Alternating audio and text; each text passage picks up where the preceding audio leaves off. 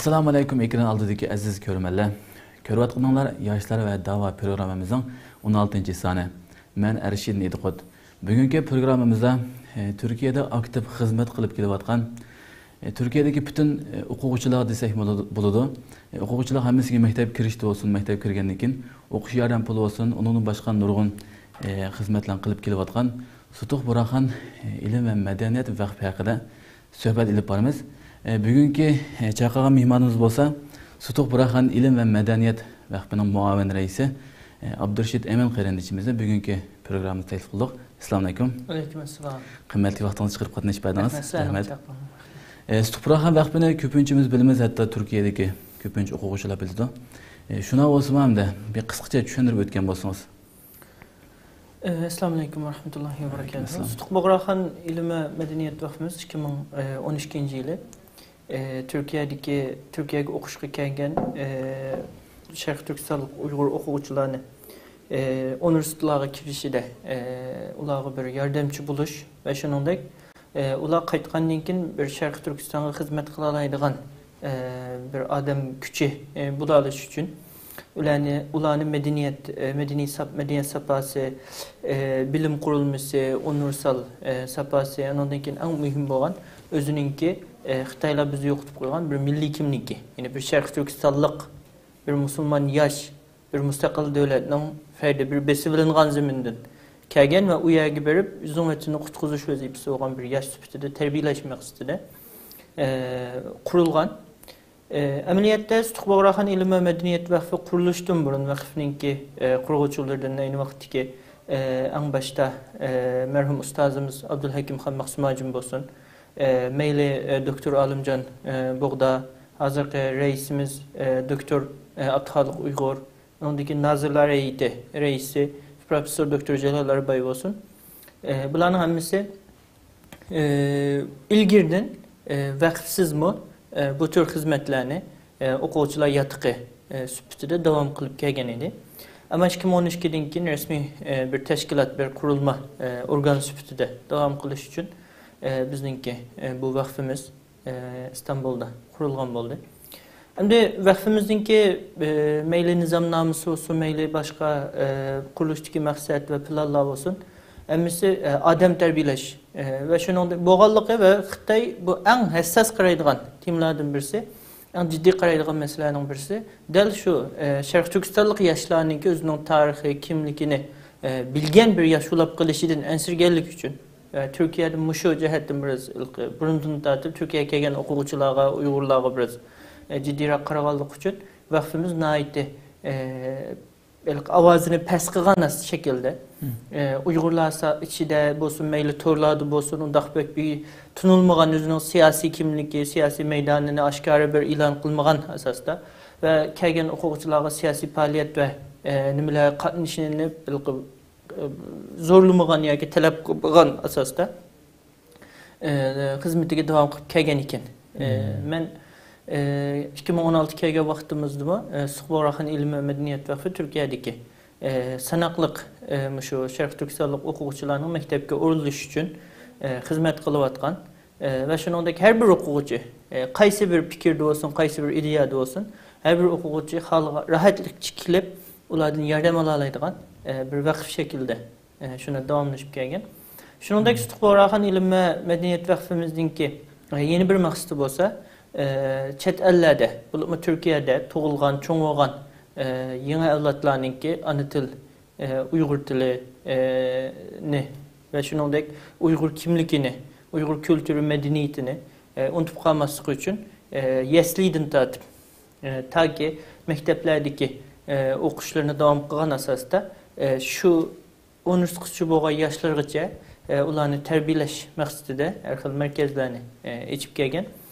Shuningdek bu markazlarimizda o'qitiladigan darslarni başdan tortib deganimizdek Uyg'ur tili, matematika, albatta muhim bo'lgan diniy axloq, din bilimlari, Qur'on Karim qatorliqlar bo'lib kelgan. Shuning uchun vaqfimizningki bizning Sutuq Buraxon ilm va madaniyat vaqfimiz qandaq bir organ degan vaqtimizda vaqfimiz dunyoning ham yerdagi ama eng boshda shu Turkiya ichidagi Sharq Turkiston muhojiratininki şu medeniyet sehpası ve marifini yuqori ko'tirish maqsadida qurilgan va shuningga xizmat qildigan mayli yasida yeshidi bo'lsin yoki ta keyingicha doktorluqini davomlashtirayotgan bo'lsin bularninki bir rahat şekilde erişerliş ihtimali bo'lgan Türkiye'de erişerliş ihtimali bo'lgan bütün imkoniyatlarga erişken asasda bir narsa ügünüşünü özünü taraqqiy qildirishini qulaylaştırdigan bir vakıf. Abay degandek bir sürü yani bir türlü hizmetlerinde o'tdingiz. Hozirgacha qanday hizmetlerini qila oldinglar ve siz o'ylagandek bir niyet yeta oldinglarmi? Mesela bir taraftan başlasak, hem de vakfimizin asaslı hazır iki çoğun hizmet türü var. Birisi şu marp terbiye, talim terbiye merkezleri. Hazır Türkiye'de Safaköy'de, İşkiye'de, Zeytinburnu'da bir yerde, Fatih'te bir yerde bizimki şu üniversite yaşadın, tüven yaştaki okuvchilarga asas qilgan ta'lim tarbiya merkezlerimiz var. Biz bir yerde 2012 kurulgan bo'lsak 7-8 yıl, 9 yıllık tecrübe, 9 yılın içinde mesela 5-6 yıllık okutuş nimesiga, tecrübesiga ega bo'lgan o'qituvchilar qo'shini, ders planı, programmasi, muşularni asıl qilish orqali mana bugun kelgan vaqtimizda cho'ng ta'lim tarbiya merkezlerinin projelerini tüzeylaydigan bir nimige kelgan bo'ldik jarayonga. Bu jarayonda biz nurg'un yoshlarni, nurg'un o'smirlarni tarbiyaladik, ularga ana tilini o'rgatdik. Ularninki maktabdan kelgandan keyin maktab darslarini kuchaytirdik. Ba'zan merkezlerimizde qizlarimizga asosli aile kültürü, başka bilimler o'rgatilgan bo'ldi. Yeni bu ta'lim tarbiya nimasida yana biz vakfimizin şöbesi açılgan her bir yerde, mesela Konya olsun ya ki başka yerlerde olsun, okşay şekilde Suqboğraxan Ta'lim Terbiye Merkezi namıda ulanın ana dili ve başka medeniyet safhasını, marif safhasını yukarı götürülen merkezlerini kurgan bulduk. İkinci tarafı bizimki üniversite okuvchiları, yani yaşlar hizmeti desek mi oldu. Biz Türkiye'de hazır bizimki özümüzdeki istatistikaya qaraganda 2000'e yakın Şərq Türkistanlıq okuvchi üniversite okuyatıdı. Hazır. Bakalavrluk, yüksek bakalavrluk, magisterlik, doktorluk nimeside. Hem de bulardan her yılı 2000 bizimki aldığın perzimi şundaktı. Bu yıldan tatip her yılı dügüdek 250'lik seviyede okuvchilar okuş bitirishga başlaydı. İkinci nimemiz dalmış okuvchilarninki. İçiden bizden Allah kılgan 900'den mingga yaqin okuvchi var. Bu okuvchilarninki maddi ihtiyacını, til qiyinchiligi, mesela Türk dilini bilsimi gerçi texmi yaxshi bilalishi, Türk tilimiz, İngiliz dili yoki başka Arap diliga o'xshash bizning o'quvchilarimiz o'qiyotgan ba'zi bölümlerde başka chet el tilida o'qiydi. Shularning til o'rganish masalaları, maktab darslariga yetishish, onundan keyin eng muhim bo'lgani shu boshda aytganimizdek o'zininki Sharq Turkistonlik kimligini unutib qolmasligi va Sharq Turkistonninki kelachi uchun bir manfaat qo'shadigan, unga bir his qo'shadigan bir yosh bo'la olishi uchun vakfimiz ularga har xil darslarni, programmalarni, oylik suhbatlarni o'rinlashtirib keldi. Ondan keyin 2018'dan tortib taki shu koronavirusi, Xitoy virusi sharoitlarni qalaymagan qilg'icha bo'lgan jarayonga qadar biz o'quvchilar uchun o'quvchilar uchrashishni o'rinlashtirib keldik nohaqir shaklda. Buningda biz har qatimliq temamizningki asosi da'vo adimi qanday bo'ldi? Bir Şərq Türkistonlik yosh qanday bo'lib o'z da'vosiga sahib chiqadi degan temini asosimiz qilib turib bu xizmatlarni olib bordik. Amaliyotda 2017'de Mısır'dan o'smirlar kelgan vaqtida, yoshlar kelgan vaqtida bular maktabga urilishida eng ko'p xizmat qilgan, ya'ni bizning vaqtimiz oldu. Şu vaqtda mesela Sabahattin Zaim Üniversitesi, Kastamonu, Kahramanmaraş, Konya, Samsun hattaki ondan keyin başka üniversitelerimi bizim vakfimiz devlet organları ve başka münasebetlik taraflar bilan uchrashish orqali Mısırdan kelgan o'quvchilarni tez holatda Turkiyaninki bir qancha shaharlarga tarqaqlashtirib, ularninki üniversitega kirishi, Türk tili o'rganishi, ve başka quruluş işlerde özümüzün vazifesini ada qilishga tirishgan bolduq ve 2018-yılı qishliq ta'tilda o'quvchilar o'kib ketmasin deb asli maqsadimiz bu kelgan Sharq Turkistonlik yoshlar qanday qilib bir davomini buldu. Maqsad shu, ammo temini muhojiratdagi bir Uyg'ur o'quvchi ninki bilishga tegishli bilimlar degan bunda biraz yumshoq tema qo'yib yoshlar bilan bir uçuruş qilgan bolduq. Uçuruşda mesela siz ve başka bütün o'quvchilar qatnashgan bo'ldi. Ve onunki neticesini mana bugün ko'ryapmiz. Mesela o uçuruşda biz Sharq Turkistonning tarixini, ikki cumhuriyatning qurilganligini, bizlarning siyosiy maydonimizni, qaysinin to'g'ri, qaysinin xatoligini ustozlarni taklif qilish bilan biz 5-6 kunlik bir programmada qozongan bo'ldik. Bu hozirgacha qilayotgan xizmatlarimizdan birisi. Shuningdek 2018-dan tortib 200-300 ga yaqin o'quvchiga davomlashtirib o'quvchilik yardım, o'qish yardımı yoki biz burs deymiz Türkiye'de o'qish yardımı qilgan bo'ldik yoki o'qish mukofoti. Afsuslarga 2020-yilga kelgan vaqtimizda biz ba'zan o'qish yardımı ta'minlayotgan uchinchi bir taraf tashkilotlarninki ba'zi masalalar kelib chiqqanligi uchun o'qish yardımı berayotganlarning soni azayishga boshladi. Tang 20'dek 150% o'qish yardımı azlagan bo'lsa-mu yana tirishchilik ko'rsatishlik bu yil yana o'qish yardımının soni yana qaytadan chiqyapti. Hozirda biz 166 o'quvchiga farqli miqdorda eng to'g'ri 200 liradan yuqorisi 5-600 liraga qadar o'qish yardımı taqdim etamiz. Unus o'quvchilarda bir gap chiqib qoldi. Mush unus oldingi hafta mush maktab bitigan unus o'quvchilar uchun bir marosim o'tkazib beribsizlar. Mush maktab bitigan o'quvchilarniki mesela ahvol qandayroq, mesela qancha o'quvchi maktab bitadi? Biz 2021-yilning bu yilning 5'ida 3-oyda bir statistika ilib bordik. Bu yil zodi qanchalik o'quvchi o'qish bitirishi mumkin? Bir yilning soniga bu. Ha, mush bir yil ichida 2021 qanchalik o'quvchi o'qish bitirishi mumkin va 2020 qanchasi bitirib bo'ldi? Ya'ni 2 yilninkini. 2 yilninkini. Hesaplagan vaqtimizda bizga kelgansan 235 o'quvchi bakalavrilik yoki magistrlik yoki doktorlikni bitirdi yoki bir qismi bitirib bo'ldi. Shundan ham biz dedikki bu o'quvchilarga biz nima qilishimiz kerak degan asosda biz bu o'quvchilarniki kasbi o'qiyotgan, bu o'quvchilarning o'tirayotgan shahar, o'quvchilarning yeshi, ularning jinsi, o'g'il qizlik masalan. Bularni bir retlab chiqqan bo'ldik. Retlab chiqqandan keyin dedikki, endi biz nima ish qilishimiz kerak? Ana da yine o'quvchilardan so'raylik. Biz o'quvchilardan so'rgan vaqtimizda o'quvchilarningki bu kasb tanlashda biraz bilimsiz qolganligini yoki deylik, biraz gangrashda. Mesela o'qaymi, oila quraymi, o'qaymi yoki xizmat qilaymi, yoki o'qaymi, mesela Turkiyada o'qaymi yo boshqa yerda, yoki ma kasbni tanlaymi yoki boshqa kasbga öteymi degan shekildagi bu xil tamtirashlarni bayqagan bo'ldik. Gerçi bu tamtirashlarni yo'q qilish uchun o'zimiz razıo'g'idek texim bir unumlik bir narsa qilamagan bo'lsak-mu, yaqinda mesela e'lon qilgan masalan Turkiyada kasb tunishtirish filmlarini, qisqa filmlarni ishlab taqatgan bo'ldik.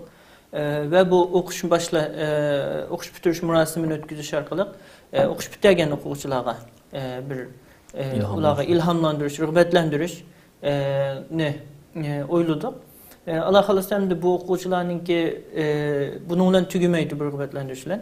Biz yana tek shu o'quvchilarga bizga tizimlatgan, o'zining o'qish bitirganligini bildirgan o'quvchilarning bundan keyingi o'qishlarida yaxshi bir nima davomlashtirish uchun magisterlik o'qishi yoki doktorlik o'qishini davomlashtirish yoki xizmat topish uchun ularga yordam qila olishimiz uchun Turkiyadagi mesela memurlar sanduqi yoki memurlar uyushmasi, tijoratchilar uyushmalari yoki davlat organlari bilan aloqalarimizni kuchaytiryapmiz.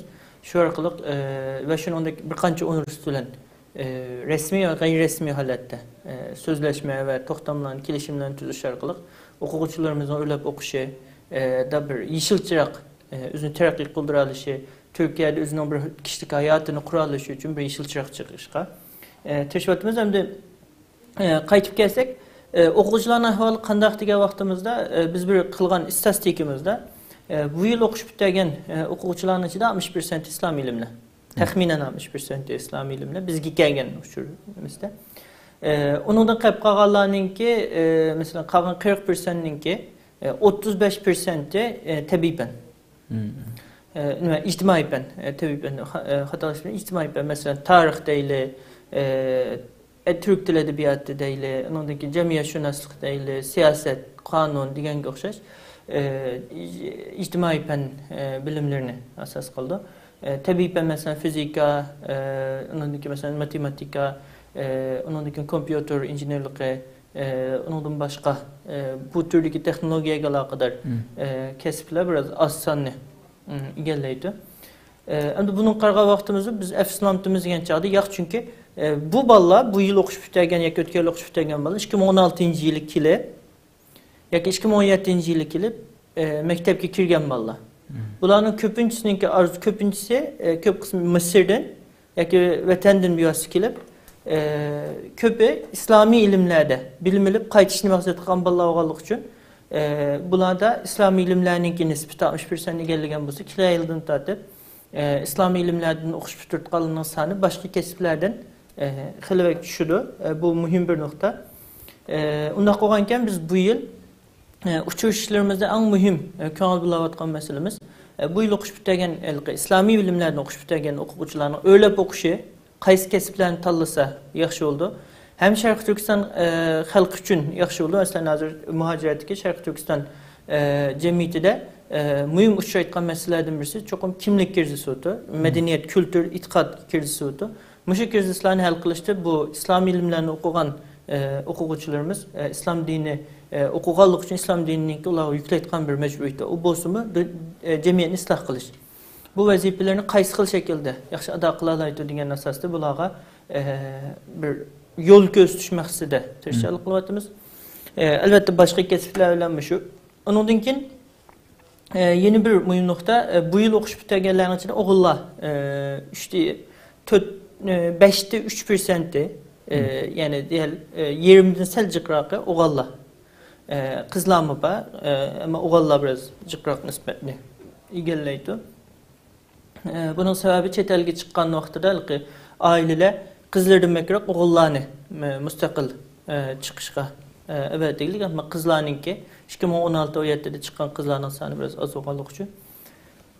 Ondan keyin o'quvchilarning ko'p qismi İstanbul Üniversitesi, Sabahattin Zaim, İstanbul Ticaret Üniversitesi, İstanbul'daki Fatih Sultan Mehmet Vakfı Üniversitesi, Kastamonu, Kahramanmaraş, Konya'daki Selçuk Üniversitesi, ondan keyin Bursa'dan, Ankara'daki üniversitelerden, farklı yerlerden o'qishini bitirgan bo'ldi.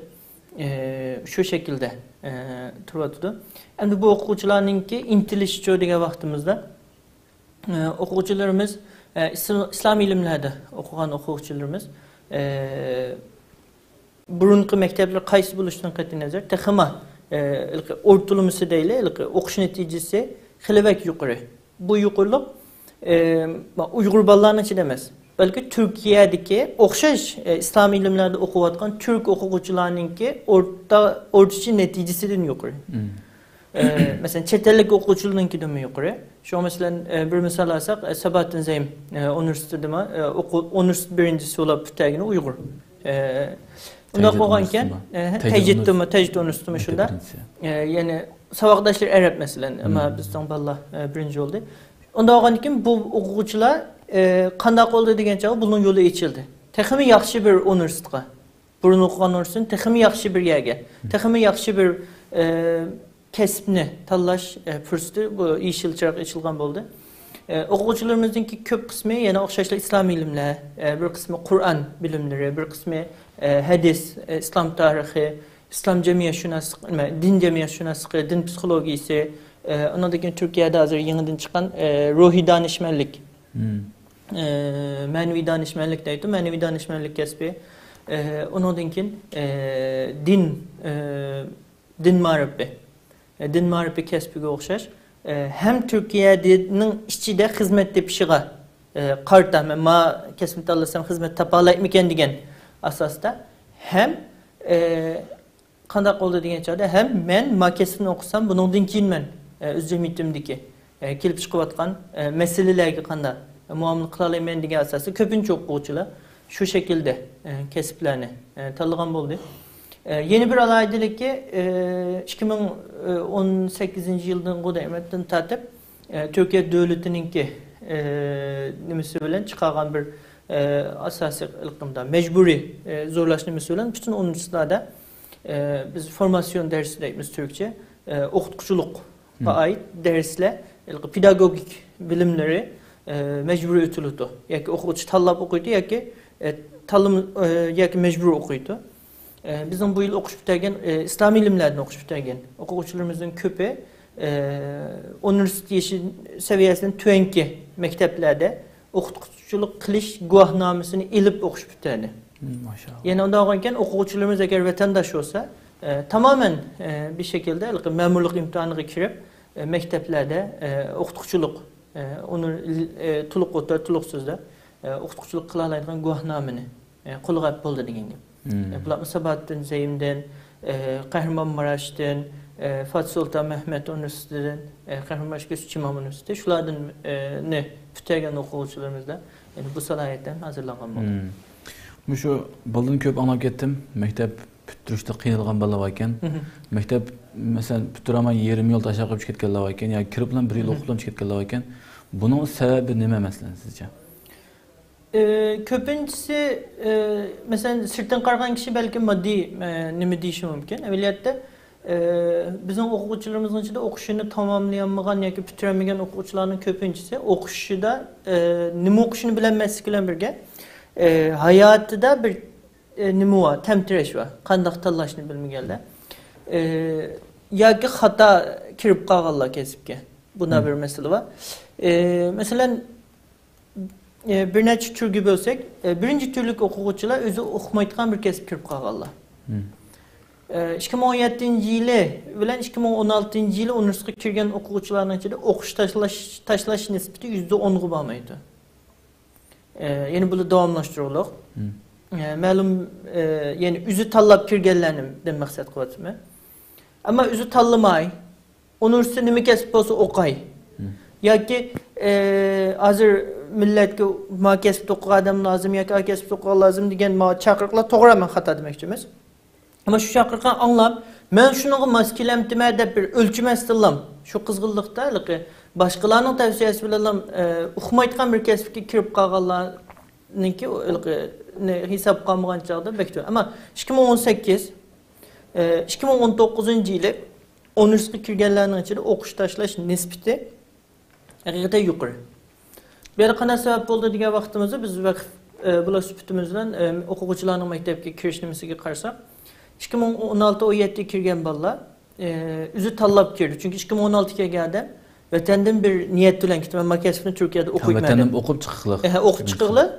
Hem o'zi nimada o'qishini tanlab chiqliq. Men mana o'qiyman, mana o'qiyamsam, mana o'qiyman.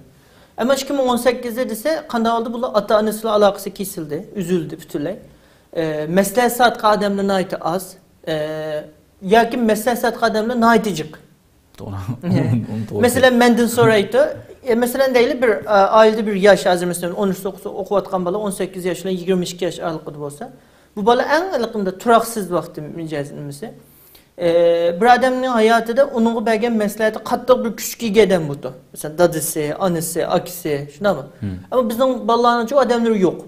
Hemmisi o'xshash seviyedeki adamlar, birisi ağinisi, birisi bizim vakıf bala sübütümüz bilan, birisi ustazı, birisi yataktaşı, birisi tunuşup qalgan bir Türk, diganga o'xshash yoki birisi to'ydagi bir dangliq mashhur shaxs. Yani aşınıdan aldı da mesleğini. Bunların hepsi o'xshash. Adamlar bu mesleğinin köplüğü ularni gangir chiqa boshladi. Andaganikin bular qanday oldu degan chog'da o'zi maskelish kamasga qaramasdan 2018-19'da media kasbi, mesela kompüter injenerligi deganga o'xshash nurg'un bolalar o'zininki bu kasbga aloqada hech bir tayyorligi bo'lmasdan tanlash xato deganlik emas, ammo bu ma'lumotda siyosat mesela qonun deganga o'xshash nayt test o'qish test olgan kasblarga şu vaqtda davlatning ochgan Uyg'ur o'quvchilar qarata ochgan yeshil yandigan yeshil chirqidan foydalanib kasbga kirgan bo'ldi. Ama bu o'quvchilarningki şu xil gangarash chiqgan o'quvchilarningki ko'p qismi o'qishini davomlashtirmadi. Hatta til tayyorligidan o'tamagan bir ahvol bo'ldi 2018-19'da. Bu ko'p ko'rildi. Ama albatta bütün o'quvchilarning nisbatiga sundasak 120 bo'ldi. Bu bir normal ahvol bir millatga nisbatan. Ama şu yerda bir gangarash chiqdi. 2020'da bolalar o'rgandi. Men o'zimni avvalan bir yaxshi dars ilishim, nima o'qiy oladiganligimni bilishim, qaysi maktabga kirishni, qaysi shaharga berishni bilishim, unga o'qish pulini ko'zga ilishim deb hamma narsani qilgandan keyin yani kirdi ve o'qishini azinaat yaxshi davomlashtiradi. Shuning uchun birinchi sabab bolalarning o'qishdan chiqishiniki o'zining o'qimoqchi bo'lgan kasbini o'zi haqiqatan yaxshi ko'radi. Shunda bir odam bo'g'isi bormi, yo'qmi degan savolni yaxshi so'ray olgan bola o'qidi, so'rayolmagan bola o'qiyolmadi. Ondan keyin masalan arliq to'y qilganlar bo'ldi. Faqat qizlar emas. O'g'illarning ichidami to'y qilganlarning ichida o'qishini davomlashtirolmaganlar bo'ldi. Biz albatta to'y qilishga qarshi emas, ama to'ydan kelib chiqqan iqtisodiy besimni ba'zan o'quvchilar yaxshi mo'ljallayolmadi. Albatta mo'ljallayotganlar to'y qilsa o'qishini yaxshi davom qilyapti. Undan keyin o'qish pulini to'layolmasdan, o'qish puli nihoyat qimmat chiqib ketganligi uchun qilamagan, davomlashtirmagan o'quvchilarning nisbati az nisbatni egallaydi. Umumiy hisobga sog'lom vaqtimizda, chunki mayli vaqtimiz olsin yoki Türk jamiyatlar 2019-2020'da o'qish puli, maktabga topshirgan o'qish puli va boshqa nimalarda ko'p yordamlarni taqatgan bo'ldik. Hatta 2019'dan 2018-19'gacha taqatgan pulimiz 2 milliondan jiq yordam summasi. Onun ichida ko'p qismi shu o'qish pulini o'z ichiga oladi. 2019-2020'da yerlik Türk tashkilotlarininki Uyg'ur o'quvchilarni o'zi izlab topshirgan taqatgan pulisimi 3-4 milyon miqdorda pulni, o'qish pulini topshirish uchun taqatgan bo'ldi. Shuning uchun bu nuqtada bolalarniki biraz xotirjam bo'ldi. Ondan keyin Yevropa masalasi. Bexatarligi nima masalasi? Turkiyada o'zining kelgusini ko'rmay yoki Turkiyada vatandaşlık meselesida biraz uyg'o bo'lganligi ve başka sebeplerden shuningdek Yevropadagi va boshqa davlatlarninki ularni o'ziga qiziqtirishi natijasida bolalar bu yerdagi o'qishini davomlashtirishi o'rniga aşağı ketib shu yerda o'qisamchi degan maqsadda o'qish tashlagan bo'ldi. Ana keyin nihoyat az qismi o'zining o'qishida irodasizlik, normal bir jamiyatda yuz o'tgan ruhiy tushkunlik, sog'lomlikning yor vermasligi degandek sabablardan o'qishini tashlagan bo'ldi. Şu mesela bazen o'quvchilar iqtisod tarafdan emas yoki oila tarafdan emas. O'ziniki mesela xohlagan kasbga kiribdi, kirgandan keyin u bolalarga o kasbga yetishmay o'zining qishidagi eg'inisi do'stlar kirgan kasbni ko'rgandan keyin "Men kasb men tushdi ekan" deb maktab kirib bo'lgandan keyin bu ish bizlar emas, Turkiyada butun dunyoda bo'ldi deb o'ylayman. Bizga Uyg'ur o'quvchilar masalan sizning Stuxbora ham bo'lsin yoki Turkiyadagi maktablar bo'lsin, masalan kasb almashtirishga bo'lgan yo'li qanday masalan kirib yoki haqiqatan maktabdan chiqitish kerakmi, chiqitib bosh maktab kirish kerakmi? Masalan Stuxburaxon yaxshi kirib qo'ygandan keyin men maktabdan chiqdiman deb Stuxburaxon borolmaydi undan keyin.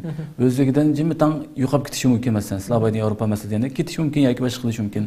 Masalan shu maktabga kirib bo'lgandan keyin bosh kasbga almashtirish imkoniyati bormi? Birinchi navbatda biz vaqtimiz o'quvchilarni universitetga kirib qo'yish emas-da, o'quvchilarningki istikini olgandan keyin ba'zi Uyg'ur o'quvchilarni qabul qilishni xohlaydigan yoki chet ellik o'quvchilarni oladigan maktablardan, ko'proq sonda chet ellik o'quvchi oladigan maktablar bilan uchrashib, bolalarningki iltimosini yetkazish orqali maktab o'zi tanlab qabul qildi. Albatta uningki diplomasi, natijasi boshqa nimalar bo'yicha. Bu birinci nokta. İkinci nokta biz bunlar bolalarga qanday bir narsani tavsiya qilamiz deganda bolalarni turga bo'lash ki to'g'ri ketdi.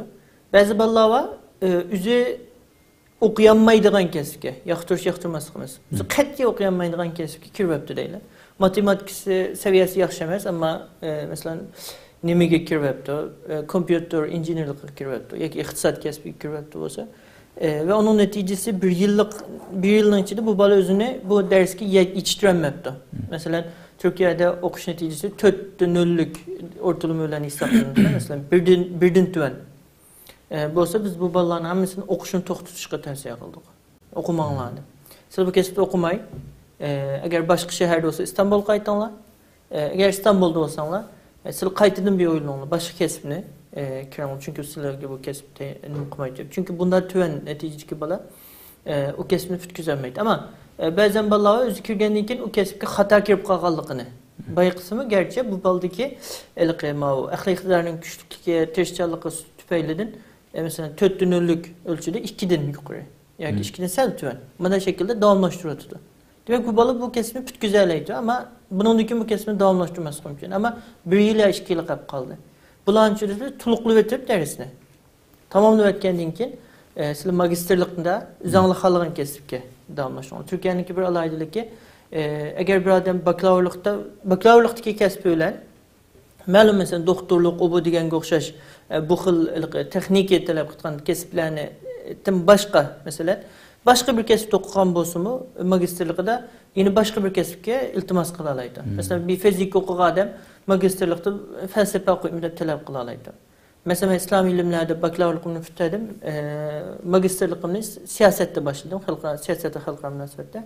Yani mektebini kabul kıldı. Fakat meninki ma kesbini okuşka karda bir ilmi hazırlığımını talep kıldı. Eğer ben bunu üzerime yakıp okumasam imtihandan kin mektep onun dersimini başlaşka yol koydu. Onun için biz bu xil şekilde tavsiye kılımız. Ve okuguchilarning özü hata kesip talep kılgan asasda ikilenmezden çokum doğru bir kesibini tallaşqa özünü özgertişini talep qilamiz. Elbette bunun hata tanlığanlığı yoki xatolaşqanlığı yoki bir fursatni bekor qilib etganligi bir xatolik bo'lsa-mu, ama o'zining 4 yillik hayotini yoki 2-3 yillik hayotini bu kongressda o'tkazish tag'in bir cho'ng xatolik hisoblanadi. Kesb almashtirish masalasida ko'pincha maktablar o'qishining 1-yilida kesb almashtırışqa yoki 2 kesbni birga o'qishga ruxsat qildi. Masalan, 1-yilda masalan yoki 2-yilda, 1-2 yilda 2 qatimliq tanlash va o'qish natijangiz 3-0dan yoki 3-5dan, 3.5dan yuqori bo'lsa, 3.5dan yuqori bo'lsa, boshqa kesb tanlay olasiz. Masalan, bir misol olsak, Sabahattin Zaimni 1-yillik bilan putugan Abdullah Abdurrahman o'xshash vaqtda tarix kesbi o'qiyotdi maktabda. Onun neticesi yana yuqori natija bilan. U qanday islom ilmlaridagi natijasi yuqori bo'lganligi uchun shunda. Shuningdek shu maktabda yana o'xshagan misollar ko'p. Shu maktabda islom ilmlarini o'qib, islom iqtisodi o'qiyotganlar bor. İslam ilimlerini o'qib yoki boshqa kasblarni tang bitirish uchun siyosat bu kasblarni kirib o'qiyotganlar bu bir tanlash. Shuning uchun yani o'quvchilar qarab men islom ilmlarini burma o'qib bo'libdi ekanman. Hem islom ilmlarini o'qig'im bor, davomlashtirg'im bor bu bilimni. Ama men bundan keyin boshqa bir kasbni odami o'qig'im bor. Bu islom ilmlarining bir bilimim bo'lsin, ama mening kasbim boshqasi olsun degan o'quvchilarning ichida shunda boshqa kasblarni qo'shib o'qiyotganlarim bor. Bu şekilde biz mektepte mektep almashtirish bu mesele Türkiye'de biraz ters olganlık için iktidar bağlanan tam okuşun iş kesbini iktidarı biraz ben bunu şaraitim yaramamak deganlarniki to'q tutib derhal yeniden tayyorlik qilib o'zi xohlaydigan kesbini o'qishini tavsiya qilamiz. Men mektepten qolib qolgan bolaninki soni mo bor ekan, ammo mektep bitganlarniki soni bolaning soni haqiqatan jiq ekan. Hatto yaxshi o'qib mektep birinchisi, ikkinchisi bunda bo'lib, mektep bitganlar soni jiq ekan. Bunun içinde de İslami ilimlerinki bütün nimesi yok okuyucu bana sancak iken. Muşu balla olsun ya ki başka pellerde okuyan balla olup kalsın. Muşlarınki mektep bitirip olgandan keyin eğer yuqorlab o'qishni xohlamay qolib qolsa, sirtda xizmat qilish to'g'risida qanday qiyinchiliklarga duch keldi?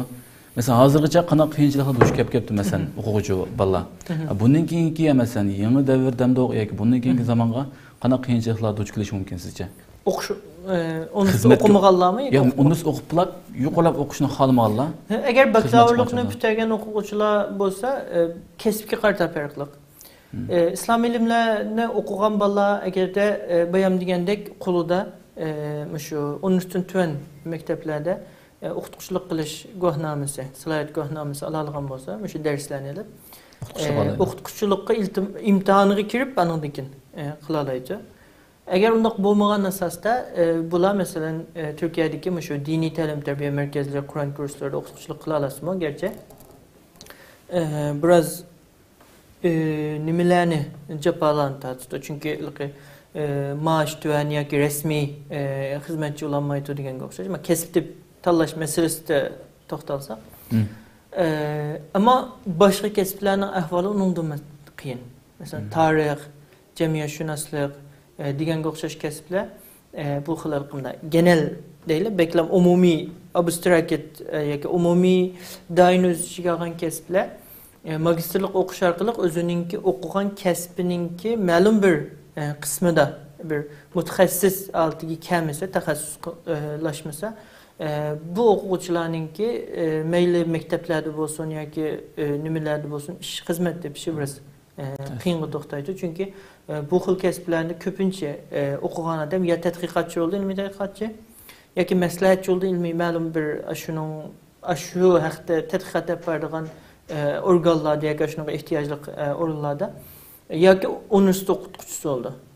Unda qolgankan bu kasblarda cho'qim qanday qilib uzab kesimi magistrlik ve doktorluğunu bütürüşü şart kılındı.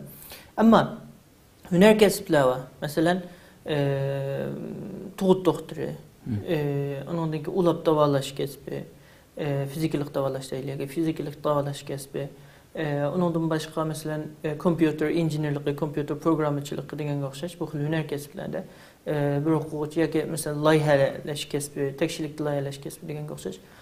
Bu okuvchilar o'qishini bitamazsin hatta xizmat qila oladi.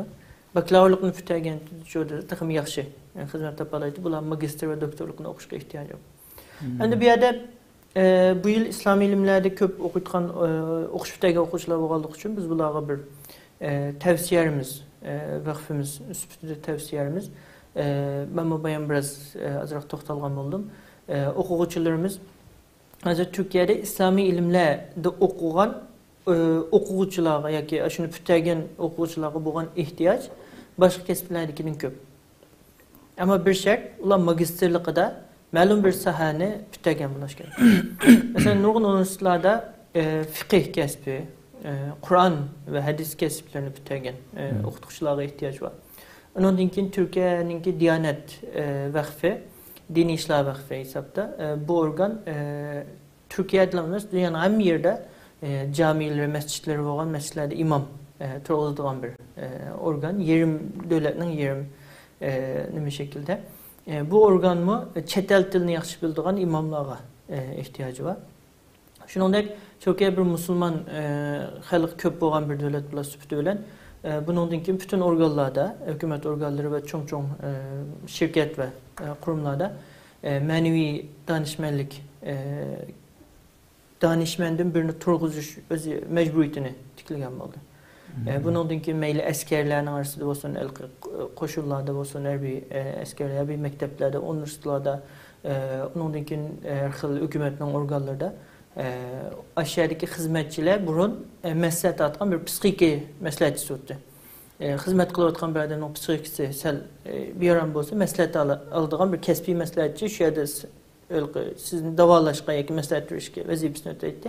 Bundan keyin diniy yoki ma'naviy danishmandlar ilohiyat kasbini bakalavrilikda islom ilmlarini bitagan, undan keyin magistrlikda shu ma'naviy danishmandlik kasbini bitaganlar ma'mur sifatida yoki shaxsiy shirkatlarda xizmatga tushish uchun nurg'un bo'sh olamdi. Chunki bu yangi kasb, yangi bir xizmat ko'rsatdi. Unda qolganken bizning o'quvchilarimizningki bu yerda bir islom ilmlar bitaganlarningki agar turkchasi tili ravon bo'lsa, eshik kichik bo'lsa, yaxshi bo'lsa, bu kasbni o'ylashib o'qishini tavsiya qilamiz. Undan keyin din ma'rifi. Turkiyada mayli universitet tuan maktablarda bo'lsin yoki nimalarda bo'lsin, din ma'rifi kasbida o'qituvchilari, tadqiqotchilar ayta az. Ammo ehtiyoj juda nayt yuqori. Bir Müslüman cemiyet şunundaki Türkiye texim bir İslam ilişki karta bir intiliş ve yeşil çırak olgalık için şu İslam dinini qanaqagan texim yaxshi alatda yaşlar ügetkilildi, ballar ügetkilildiğin degen maqsadki xizmatlar, tadqiqotlar, bundan keyinki har xil projeler davom qilayotgachqa şu din ma'rifida o'qishmi o'quvchilarimiz uchun aytib parlaq kelgusi yaratdi. Maşallah. Shuning uchun islom ilmlarida o'qiyotganlarningki bu yil yani xizmat tepish fursatini agar niyat qilsa 2 yillik magistrlik kasbida mushu bayatdan tilga olgan kasblarni biroz ching tutib o'qishini tavsiya qilamiz. Maşallah. Unda olsa İslami ilimler okugan qarindoshlarimizningki xizmatga o'rilish nisbati yuqori ekan unda olsa. İnşallah yani tirishchanlikqa bog'liq. Agar hozirgi sharoitdan muomala qilsa 2 yildan keyin inshaalloh xizmatga o'rilish nisbati boshqalardan biroz yuqori bo'ladi. Maşallah. Unda olsa programmamizning oxiriga kelib qolibmiz. Ekran oldidagi o'quvchilarga yoki maktab kirmoqchi bo'lgan qarindoshlarimizga deydigan yoki sizniki olsun yoki Suqburaxon nomidan bo'lsin deydigan gaplaringiz bormi? Suqburaxon vaqfimiz başdan tartib qurilgandan tartib o'zini bir siyosiy bir tashkilot emas, balki siyosiy maydoni bo'lsinmi, siyosiy ideologiyasi bo'lsinmi, har bir o'quvchi, har bir Sharq Turkistonga xizmat qilgan bir vaqf deb keldi ve bu niyatida, bu va'dasida turib kelgan bo'ldi. Biz bundan keyin yana o'xshashlam har bir qaysi bir fikrdagi, qaysi bir qarashdagi o'quvchimiz olsun, har bir Sharq Turkistonlik o'quvchiga xizmat qilish arzuyimizda, nimamizda turibmiz. Shuning uchun o'quvchilarimizning mayli qaysi yerda bo'lsin, bizni izlashini, bizdan xizmatlarimizdan tatinmasdan foydalanishini umid qilishlar birga. Xizmatlarimizning texnik yaxshi olib berish uchun bu yerda biraz ilgili eskertishga to'g'ri kelsa, vaqfimizning butun xizmatlari shu universitetlarda o'qiyotgan o'quvchilarniki, universitetga qaratilgan xizmatlar, universitetlarda o'qiyotgan o'quvchilarniki maslahat bilan bo'ldi. Shularningki talabi bilan, taklifi bilan bekitildi. Shuning uchun agar bizning yana kamchilik qilib qolgan yerlarimiz, qilishimiz kerak bo'lgan, qilolmagan yerlarimiz olsa, mayli o'quvchilar olsun yoki xalqimizningki buni yo'l ko'rsatib bizga tavsiyalarda buluşunu ümit qilamiz. Shuningdek, vaqfimizningki ta'lim-tarbiya markazlari taxmo yaxshi ta'lim-tarbiya saviyasini o'stirish uchun mayli o'qituvchi nimanisini o'qituvchilarni almashtirish yoki ularni yaxshilash, ularning saviyasini o'stirishda bo'lsin yoki o'qitish programmasini yangilashda bo'lsin, taxmo ko'p tirishyapmiz. Allah xolasa bu yıl o'qish boshlagan 9 oydan tartib, yangidan o'qish boshlagan o'qish yildan tartib inshaalloh xalqimiz Suqburaxon vaqfimizningki ta'lim-tarbiya markazlarining burunqidan tamamen farqli bir holatda ta'lim-tarbiya xizmatini boshlaganligini, taxmo yuqori saviyada, taxmo aniq bir plan bilan, aniq bir nishon bilan mangadiganligini ko'ralaydi va shuningdek Allah'ın rahmeti bilen Konya'daki ta'lim-tarbiya merkezimiz yeniden açılıp Patiqinda şu yerdeki halkımızdaki hizmetiga başlaydı. U yerdeki Konya'daki halkımızın bizim o merkezimizde qo'llashini ve onun işinishini ümit qilamiz. Hammalar rahmat. Allah razı olsun. Bundan keyingi planinglar bo'lsa deb beramsizlar. Maxfiymiya deyish. Yo'q. Bundan keyin shu biz asosliqimi shu Turkiyada o'qish bitirayotgan o'quvchilarningki Türkiye içi ve sırtıda, başka devletlerde, meyli Bosna Hersek olsun, Malaysia olsun ki başka devletlerde okuş için bir vasıta ulaşışını tirişvatımız. Bu biraz uzun ve kıyın olan bir ceryan ama nurgun kürşeşlerimiz bulavatıda. Aşkar ve uçuk nurgun torladı kögen boldu belki okuyucularımız. Onun dikimiz yanımış okuş bitirgen okuyucularının ki iş tepiş, hizmet tepiş meselesini sizin el kılıp Türkiye'de uzun bir hayatını kuralışığa bununla tercihvatımız bu birinci çoğun planımız ve maksatımız. Şu anda biz bunun keyinki okuş yardımı olsun başka bütün hizmetlerimizde talantlı okuvchilarni, texim yaxshi o'qigan o'quvchilarga qaratıyapmiz. Bu asosiy bizning vaqfimizniki 2021 yildan tartib chiqargan o'zgartish ko'rgazuvchi bo'ldi. Shuning uchun o'qish bitirgan o'quvchilarning mayli o'zining Turkiyada o'ylab o'qish yoki xizmat tepish olsun yoki chet elga chiqish orzusi bo'lsa, bizlardan bu haqda bir maslahat olishini, bizlardan hamkorlashishini umid qilamiz. Maşallah. Allah razı olsun, rahmet. Müşü Suqburaxon ilim ve medeniyet vaqfidagi barliq ustozlarimizga ve şu vaqfiga yordam qilayotgan boshqa tashkilot qarindoshlarimizga hammasiga Allah razı olsun. Sizga qimmatli vaqtingizni chiqarib qatnashib berdingiz. Sizga ko'p rahmat aytaman. Men bu yerda shuningdek vaqfimizning boshqa mayli Ömer Qarajim bo'lsin, shuningdek xizmatchilar Nezbullah Qarim, Sayfullah Qarimga o'xshash boshqa barliq xizmatchilarga rahmatimni aytaman. Xalqimizga rahmat. Rahmat, Allah razı olsun. Allah razı olsun. Onda biz bugünkü programımız müşahede oldu. Türkiye'de eng yaxshi xizmat qilib kelayotgan shu Stuhburaxon ilm va madaniyat vaqfiga mushadan ko'p rahmat aytaman. Mayli men bulay, mayli atrofimdagi qarindoshlarim bo'lsin, mush maktabga kirish jihatda nihoyat qiynalgan vaqtda yordam qilib maktabga kirishdi bo'lsin. Yoki maktab kirib bo'lgandan keyin yordam pul bo'lsin, hamsidan yaxshi foydalandi. Haqiqatan muhojiratlikda chet elga chiqib ota-onasidan butun aloqa uzilgan vaqtida musha yerga chiqib universitetda o'qish arzusini amalga oshirish nihoyat tez. Vatanga qaytgan vaqtimizda ota-onamizning ko'ziga qarab, men bunday o'qidim, bekor yashamadim ashada degandek gaplarni qilishni bo'lib, men masalan shuni o'ylayman, men o'qidim, bu yerda jon boqmadim, o'qimadim degan gaplarni qilishni xohlamayman masalan. Shunga barliq qarindoshlarimizniki kasbga kirgan vaqtida nihoyat yaxshi o'ylashib, mayli Stuhburaxondan bo'lsin, nihoyat maktab kirgan, o'qigan yaxshi natijalarni olgan cho'nglardan so'rashini umid qilaman va kirib bo'lgan qarindoshlarimizniki texim yaxshi o'qishini, vatan uchun niyatini vatan uchun, da'vo uchun ishiltish niyatida o'qishni umid qilaman va maktab bitirib bo'lgan qarindoshlarimizning masalan, qarindoshlarimiz men da'voni maktab bitirgandan keyin qilaman degan qarindoshlarimiz bo'ldi. O'sha qarindoshlarimiz bo'lsin yoki o'qitgan vaqtida da'vo xizmat qilgan qarindoshlarimiz bo'lsin, maktab bitirib bo'lgandan keyin da'vo qilayotgan qarindoshlarimiz texmi kuchab da'vo qilishga, da'voni boshqa qarindoshlarimiz da'voni boshlashga umid qilaman. Da'vosi bugungi programmamiz mushacha bo'ldi. İnşallah kelasi qism program ko'rishgacha omon bo'linglar. Allohga omonat.